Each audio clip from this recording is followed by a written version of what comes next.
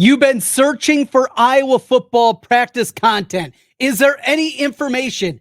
We got it today. David Eickholt joins us from 24/7 Sports News and Notes from Iowa football practice. You are Locked On Hawkeyes, your daily podcast on the Iowa Hawkeyes. Part of the Locked On Podcast Network, your team every day.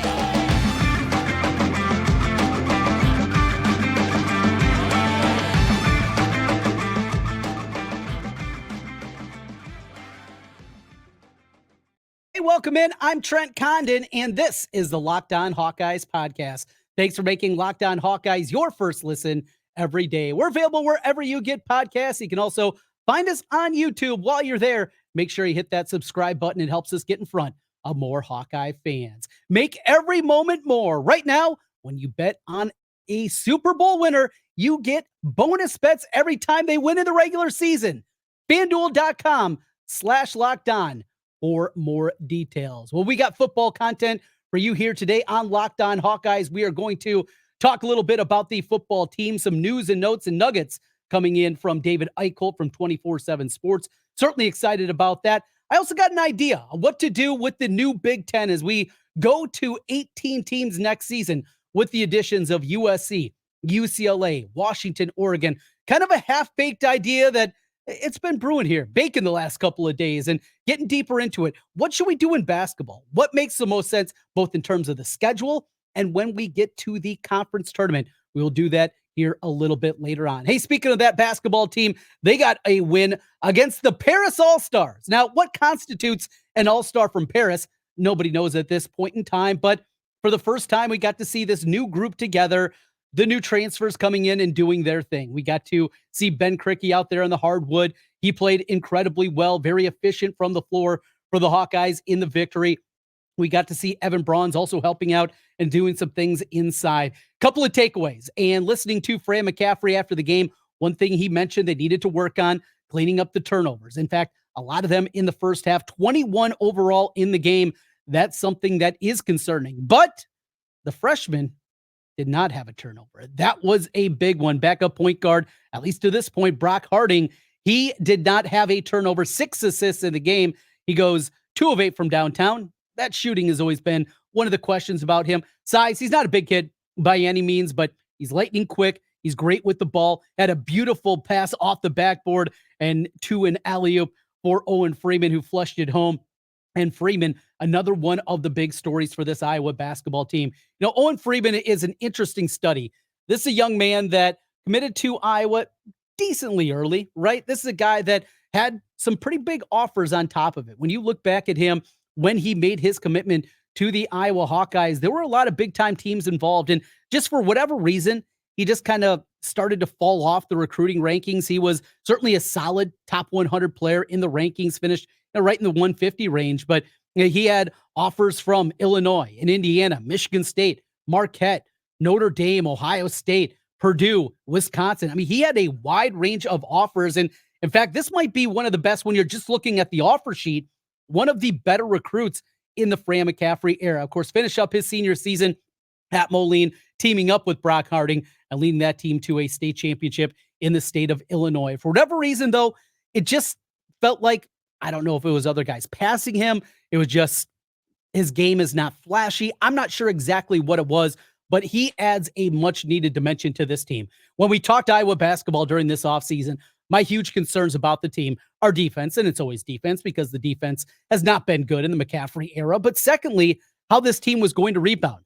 After losing Chris Murray, after losing Philip Rebracha, how this team was going to be in the boards. You look at the 2 transfers coming in from the Missouri Valley, both Ben Krikke and Evan Bronze were not great rebounders. In fact, Krikke, for all the numbers he put up offensively and the points that he put up there, his rebounding total was disappointing, I think would be the way to put it. Now, Bronze didn't play a ton of minutes and was a good rebounder. He's a really good athlete. I think that's going to surprise some people as what a good athlete you're going to see out of Evan Bronze. Now, this doesn't change my opinion. One win against the Paris All-Stars is not going to suddenly have me saying that this is going to be an NCAA tournament team. I don't believe that is the case for this Iowa basketball team. They still have a lot of work that needs to be done to get to that point. You know what you're going to get out of Peyton Sandfort. He was excellent, hitting shots from the outside. He's 8 of 13 from the floor, including 4 of 8 from downtown. We saw the inconsistency of him a year ago. His younger brother, another freshman, and Price Sandfort, he knocked down some shots from the outside. Now, Price's game is different than Peyton. I would say certainly at this point in his career, he is a more well-rounded player. Peyton came in just known as that sniper, right? A guy that can knock down the open shot, wasn't going to add a whole lot more. Price throughout his career played a little bit more inside, outside, could be a little bit more versatile. We would say as an offensive player. I think you're going to like him, and he's going to find some time. They also played without Patrick McCaffrey as he is over playing at the Nike Skills Academy at this point in time. And the other freshman, the fourth of the 4 newcoming freshmen, Laji Dembele, did not play in the game, working through some visa issues. Now, a couple of disappointing parts. Josh Dix had 7 assists. That's good. Had 5 turnovers. I certainly don't want to see that.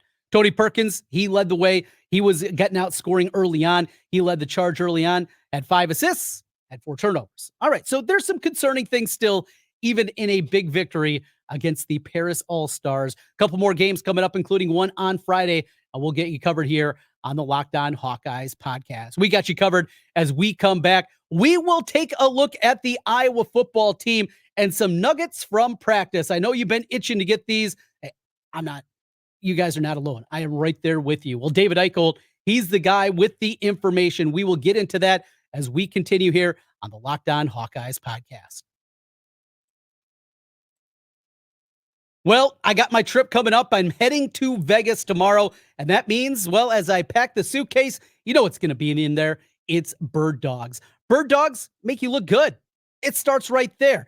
Khaki shorts that don't look like your old school khaki shorts. They look slick. They look sleek. Make your legs look good. Everything you want. If you're hanging out poolside, if you're hanging out at the golf course, or if you're just walking around town. Plus, Birddogs uses anti-stink sweat wicking fabric. That's a mouthful, but it is necessary. Keeps you cool and dry all day long and does it in all the right places. Going on right now at birddogs.com/LockedOnCollege. You enter the promo code LockedOnCollege or just go to that link, birddogs.com/LockedOnCollege. You're going to get a free white tech hat with your order. That's birddogs.com/LockedOnCollege or use the promo code LockedOnCollege for a free white tech hat. You won't want to take your bird dogs off. This, we promise you.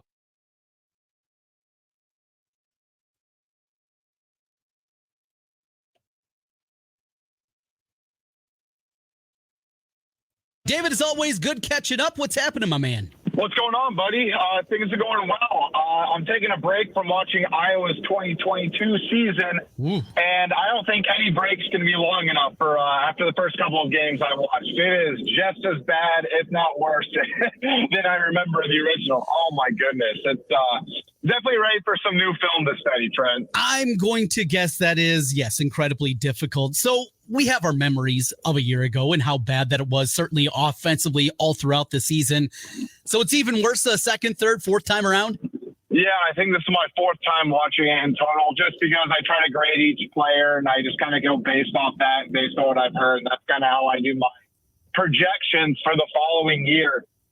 But yeah, man, it feels like it gets worse somehow every single time. And I know everybody was so focused on that offense, and it was hard not to be, Trent.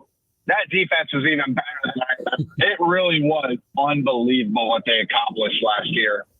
Lose some studs off that defense. Got plenty of guys coming back, though, that you're excited about. But let's open the conversation here with the offense. And Cade McNamara coming in. I saw you had his quote that we heard right after he transferred. He was on a podcast, and I was just saying to people, please just believe we're going to have the crappiest offense in college football and those kind of things. His confidence, the way that he has certainly rallied this team already, and including a guy like Joe Evans, that when he showed up, Joe Evans didn't like him very much. Now they're inseparable, those two guys, being together. His leadership qualities, hearing the Michigan guys at Big Ten Media Days, what they said about him, it is hard to quantify. But after 3 years of Petrus, he was beloved, I know, by the teammates. People loved him. but he just couldn't do it physically. 3 years before that, you have 3 years of Nate Stanley, who is never going to be known as a rah-rah type of guy. This is a different kind of quarterback than Iowa's had over certainly the last 6 kind of seasons. How impactful is he going to be? Not just what he does on the field and higher completion percentage and what he does there, but as that leader. Yeah, I mean, I think it's been a game changer for Iowa. I mean, we knew right from the dominoes fell, Trent, that Cade McNamara was going to be arguably the most impactful transfer, and not even just for Iowa, but for in the Big Ten. And that's what 24/7 Sports ranked him as. I mean, Iowa does not get Eric All without Cade McNamara. I highly doubt Iowa gets Caleb Brown without Cade McNamara. Iowa probably doesn't get Seth Anderson had it not been for Cade McNamara. I mean, you can do just kind of down that list. But just from a leadership perspective, I think it speaks volumes to the way he's been able to come onto this team in January. It would not surprise me, Trent, seriously, if he gets voted team captain. Just based on what he has brought to the table from what I've talked to people behind the scenes, and the way, I don't want to say he's rallied guys, but the way he holds guys accountable. And I think the biggest quote I heard from anyone was from Blake Corum at Big Ten Media Day, and I think it makes the most sense. I asked him about the transfer and his relationship with Cade, and he said Cade is a general. And based on what I heard behind the scenes and kind of watching him talk and interacting with Cade, I think that is a very, very good comparison. So take away the on-field aspect. This is a guy that people within that locker room are already getting behind, and Kirk Ferentz and Brian could not be more excited about what he's bringing to the table. Talking with David Eickholt as we take a look at the Hawkeyes. David, continuing on, it is camp season. It's here. The guys have been out there. Pads have been popping for a little more than a week now. And it's very difficult to get much information inside the walls of Fort Kinnick over there in the football practice facility. What have you heard, though? Give us a name or two, a little bit of buzz that's been created that you've been able to ascertain here over the first few practices. Yeah, like you said, Fort Kinnick. I think that's a really good nickname for it. And, it's even worse this year, Trent, because all the photographers and stuff are overseas with the women's and men's basketball teams. We aren't getting pictures. We can't grade how fast guys look in pictures, so we just have to go off those short video clips. A name that's very common, but I still think needs to be talked about more heading into the season. Aaron Graves, true sophomore, has put on 20 pounds. He could be Lucas Van Ness. It would not surprise me if he is an all-conference caliber defensive lineman this year. The way he goes about his business, he's arguably the most mature true sophomore Kirk Ferentz has ever had. AJ Epinesa is probably in that equation. Tristan Wirfs and several others probably are too. But Aaron Graves, I just continue to hear about just how great he's been and really how much he's perfected his technique and how diligent he is with his work ethic. And on the flip side of the ball, I'm telling you, man, Logan Jones has had a very strong start. I know people are very wary on him, but Kirk Ferentz raved about him at Big Ten Media Days. I've heard all offseason that he has continued to take those big steps. And he has the physical tools to be a real problem at that center position. So, and another guy I'll also say, just to throw out there, Caleb Johnson. And I really think he could be in for a massive year. I don't know if you saw his latest Instagram post, Trent, or the picture. Oh, he is probably the best physically built running back Iowa has had since Sean Green. Maybe Marcus Coker could be thrown in that equation. But Caleb Johnson, I think he's really learned the playbook a lot better this year. He's not going out there and running around. This is a guy who I think is going to know what he's doing, and I think can be in for a very, very nice year at the running back spot. As good as Tyler Goodson, Akram Wadley have been for Iowa here since Sean Green, he's just different. The size that he plays with, and I believe it was the Nevada game last year when he had that long touchdown run, and one of those analytics sites had like his miles per hour that he was running. That was one of the fastest runs in all of college football. That was a dude that was a freshman that was playing at 215, and he looks yoked. I mean, he's got to be up to what, 220, 225 now? He's about 223, and I told you this when he came on campus last year, talking about breakout guys. I said it, and several other of my colleagues said it. Caleb Johnson was going to push for that spot. Physically, right when he walked on campus, Trent, he looked like an NFL back. He is just that big. I think he's continued to really work on the physicality of it. And the crazy part was about that run, Trent. I don't know how many times he watched that replay. he doesn't even look like he's sprinting. It looks like he's gliding. I think that's the most dangerous part about it. That's not a guy that's looking to win a race. That's just a guy going about his business and being able to explode like that. So I'm very, very interested. I know LaShawn Williams and Jazion Patterson want to make sure that they get some of their own touches as well. But if I'm Iowa, 20-25 carries have to go with Caleb Johnson. I just think he's in for a huge year. And if the Big Ten wasn't so stacked at running back, I think Caleb will be talked about a lot more heading into this season. I definitely see that. Need better line play. You mentioned Logan Jones in the center of it, but what else is shaking out there? 9 guys probably realistically feel like they have a chance to start coming up this season, figure out what you're going to do with the transfers, with Dejon Parker coming in, with Rusty Fett, the veterans coming back. What about Richmond? Does he make that ascension to becoming, an all-league type of left tackle? What we see inside with Connor Colby, who was not listed as a starter. A lot to figure out there, and that remains my concern, not just when game 1 starts out, but you know how Coach Ferentz likes to tinker with that offensive line during September. Yeah, and that's something that he's just always done. But I do think, again, let's go back to his comments about what he said during Big Ten Media Day, the maturity of the offensive line. And not because Rusty Fett and Dejon Parker have come into the fold. This is a guy, Connor Colby, you mentioned, hadn't started. He has 24 starts in his career. Mason Richmond, there's a lot of people behind the scenes that believe he can make that ascension. Rusty Fett, I think, can hold down a guard spot. I think Connor Colby will be able to kind of get back into the swing of things.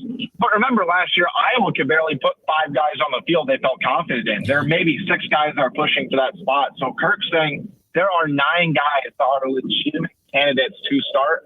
I think you have to feel, I would say, cautiously optimistic would probably be the word I would best words I would use to describe it.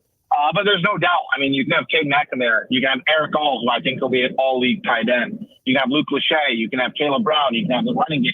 But if Iowa's foundation is not solid or consistent, I still think it'll be an upgrade past last year. But let's be honest, Trent, that's not saying too much whatsoever. If anything's better than last year, I think at this point. So I'm with you. I think people should be worried. I think it's put up or shut up. And it's just time for Iowa to go out there and prove it, I think.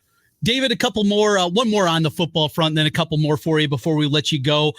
Defensive backfield. You feel like the starters, you're in really good shape there. Cooper DeJean, Xavier Wampa. I've heard a lot of good things already, a way that he has stepped forward now in his sophomore year. Of course, you have Quinn Schulte, returning starter back there next to Wampa in the defensive backfield at the safety position. And then Jamari Harris working his way back off of injury. But depth. And the continued speculation that there might be a name or two from the defensive backfield that ultimately has to sit out some games because of the gambling investigation. What are you hearing on the depth? After those first 4, who are some of the names that we should be watching for? Yeah, and Trent, I did put this in, my sources say yesterday. I think that is the biggest thing for this, arguably the biggest thing for this team heading into the season. Outside the offensive line play, Iowa has to develop depth at that defensive back spot. I think they like a lot of guys back there, but there's just not a lot of proven talent. I think Iowa finding a way to blow out a couple of teams in non-conference to get those backup guys some significant snaps will be very, very key. I think TJ Hall, I'm not saying he's up next, but I do think that there's a lot of people that are encouraged and very optimistic about what he could potentially bring to the table as the weeks and years go by. I still love Cohen Entringer at safety. I think you can play him at cornerback. I think you can play him at safety. And Deshaun Lee's, I think, another guy in that cornerback room. And I'll also say this. Don't sleep on true freshman John Nestor. I mean, I'm talking people behind the scenes. I've heard he has about 4 interceptions to the start of fall camp. And you talk about a ball hawk. That's a guy who feels like he was severely underrated coming out of high school, and people are sleeping on him to make that too deep. I'm not saying he's going to make it too deep by any means. But you talk about a guy that is very, very fired up to prove people wrong and that has done things correctly early on. I would keep an eye on John Nestor as well. Good name there, a new one that we throw into the mix. We're talking with David Eickholt. You can find his work at HawkeyeInsider.com, and we'll talk a little bit more about that coming up here in just a moment. Basketball, in fact, they're just underway on the men's side of things as they are playing across the pond. No Patrick McCaffrey. He is at the Nike Skills Academy. He's not going to be there. No Riley Mulvey, a guy that you could feel like, boy, if he could use a little developmental time and maybe something could click with him. Well, he's got a family member getting married. He's not going to be there. A different kind of team. What are we going to learn, if anything, from these games over there? Great question. I hate to be that guy, but I really don't know how much we're going to be able to take away from it. I do think this is a tremendous opportunity for a guy like Owen Freeman, for a guy like Brock Harding, for a guy like Price Sanford to really start to get in the mix of, okay, we're not scrimmaging against our own teammates anymore. We're at least playing against some sort of competition. Do I expect Iowa to run away with a couple of these games? Yeah. Do I expect them to still get some significant experience? Yes, but I also think this is for Fran McCaffrey to really toy with that lineup a little bit and just try some different things. I'd love to see Brock Harding start the 1 in a game. I'd love to see Tony Perkins start at the 2. I'd love to see Dasonte Bowen start at the 1 as well. I think Iowa feels pretty good about their wings. I think this is a good chance to get Evan Braun some minutes as well at that backup 5 spot. But the wings are solidified. I just think I'm very intrigued about how is Iowa going to stack up defensively and on the glass. But for anything else, I think it's just a good team chemistry, bonding experience. I think it'll be a really good chance for the freshmen to get some of that first true action in college. How's the point guard situation going to shape up? Are you of the belief that this is going to be Tony Perkins? They're going to hand the keys over to him, at least early on, or do you see a push from Harding? Can we see Dasonte Bowen? I was so excited about Dasonte Bowen just because he was one of those handpicked guys from Fran, and as a guy, he held off a couple of bigger offers that came along later on. Haven't seen it in his first year on campus. What about the point guard spot for the Hawkeyes? Yeah, I think that's the biggest question mark right now. I do think that the safest option is going to be Tony Perkins. I'd still love to see Tony Perkins in the 2. I think Dasonte Bowen needs to take a step forward. I think him gaining that extra muscle in the offseason is going to play a factor. I do think he needs to continue to get a little bit bigger, a little bit stronger, and I think his jump shot still has a little bit of work to do. But, man, I'll tell you, I still love Brock Harding. I know he's undersized. I know a lot of people will be worried about how he physically matched up against some of the Big Ten guards. I think that's a worthwhile concern. But his basketball IQ is tremendous. He's a great passer. His 3-point shot's gotten a lot better. I really would not be surprised if we saw Brock Harding make a push sometime in the non-conference season. I think people are going to realize that Iowa may have gotten a little bit of a steal with him. I really do like his game and how it could translate to the Big Ten. The guy's just a winner. And I think more importantly, that's what Iowa needs at that point guard spot.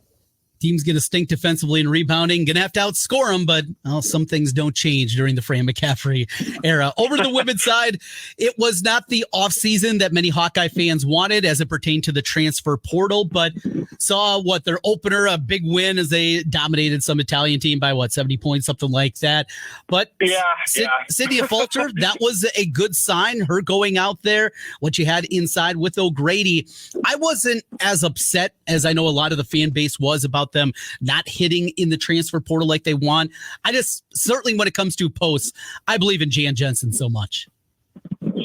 It's very similar to Phil Parker in the Iowa secondary for me. Yep. That's how I feel about Jan Jensen at the post. Look, Aston O'Grady showed some really nice things, I think, during her freshman year. I think people need to remember that.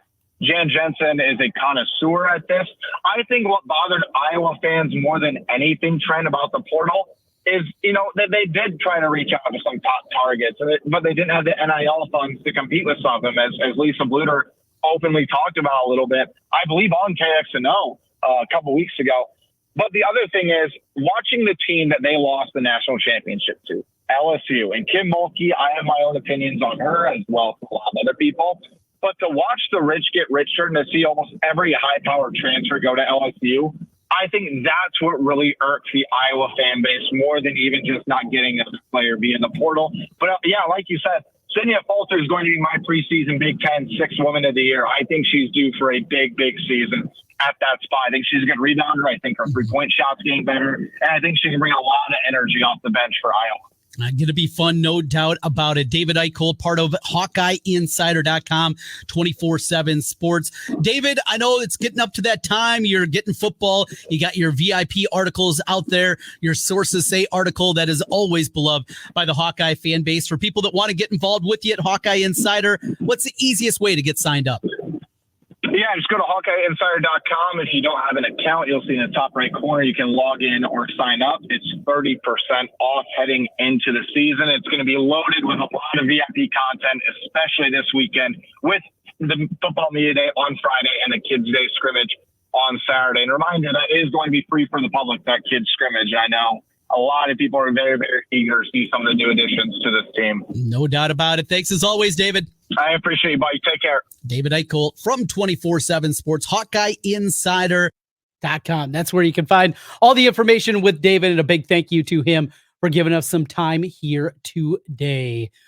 Football season, as we just talked about, it's ready to kick off. Just around the corner, we got preseason games going on. FanDuel, they're giving you a chance to win all season long. Right now, when you bet on a Super Bowl winner, you can get bonus bets every time they win in the regular season. Just pick any team to win the Super Bowl, and you'll get bonus bets with every victory. Plus, you can use those bonus bets on spreads, player props, over-unders, and so much more. The menu is incredible of what they have for you over at FanDuel. What you want to do is visit FanDuel.com/lockedon and start earning bonus bets with America's #1 sportsbook. That's FanDuel.com/lockedon, where you go to find this great deal. Wow, absolutely love this one. Absolutely something to good. They already got some numbers up there for Iowa. They have you covered. And the Super Bowl prop bets. Oh, that is some good stuff right there. Trent kind of back with you as we wrap things up on the Locked On Hawkeyes podcast. Thanks for making Locked On Hawkeyes your first listen every day. Now, I'm going to dive into this a little bit more, but I got this idea. You guys know I love college basketball. You know I love the Hawkeyes, and that's my first love. Yeah, Hawkeye football, that's the one that definitely generates, I know, so many of you watching, but Iowa basketball, hey, it's hard to get past your first love, right? And that's where we are. So, an 18-team conference. How do you structure this? Are you just adding more and more buys, and we're going to have a week-long Big Ten tournament?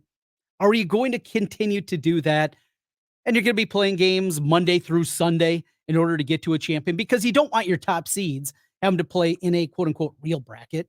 Are you going to have those opening two games be against, you got what, the 15 seed taking on the 18, the 16 against the 17? Yuck. Talk about some ugly games. I mean, we think the two opening round games currently in this 14-team structure is bad. Take a look at that and how ugly that would be. And then on top of it, you're asking your top seeds to play 4 games in 4 days to win a championship if you just set that up with a little pigtail to get into a 16-team bracket. I don't think that's the direction you want to go. Well, what if we have mini tournaments the weekend before the main tournament? Little 4 or 5 team tournaments that are set up in a way where you put something that can incentivize it. Obviously, if you win this little mini tournament, the 4 teams that remain that win each of these 4 mini tournaments will move on and play in the main bracket, in the Final Four for the Big Ten. We'll continue to wrap our minds around this. When we have more time, we'll dig into that a little bit more, but just one of those ideas floating around in my mind. I think it maybe could get some traction. We'll see. We'll try here. That's what we're working on. Always having those gears grinding up in the mind and trying to come up with something. I think it's something that maybe could hit. You earn a #1 seed in the mini tournament the weekend before, you get to host or something along those lines. Or you make them neutral sites and you do go that direction. You know, at some point, hey, the neutral sites this year, you're going to be going to Vegas, and you're going to be going to Chicago, and you're going to be going to New York City and Minneapolis. And there's your 4 sites. We'll figure it out. We'll continue to grind through it. If you got more ideas to make the Big Ten basketball tournament a little bit more palpable with 18 teams in it, send them my way. Hit me up on Twitter at Trent Condon. Of course, always appreciate the comments for everybody on YouTube. And I don't want to forget about everybody on the audio side. 5-star reviews, that's what we're looking for over there. A big thank you for joining us here. Next, I will talk to you from Las Vegas. That's right. Vegas and Circle will be my home the next couple of days, and we'll come to you live poolside from Stadium Swim at Circa on Thursday and Friday. Thanks as always for making Locked On Hawkeyes your first listen every day. We'll talk to you again from Vegas. Go Hawks.